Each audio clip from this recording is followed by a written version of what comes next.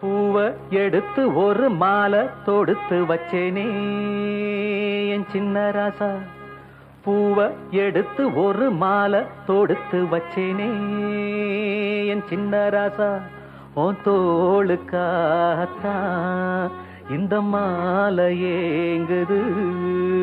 கல்யாணம் கச்சேரி எப்போது?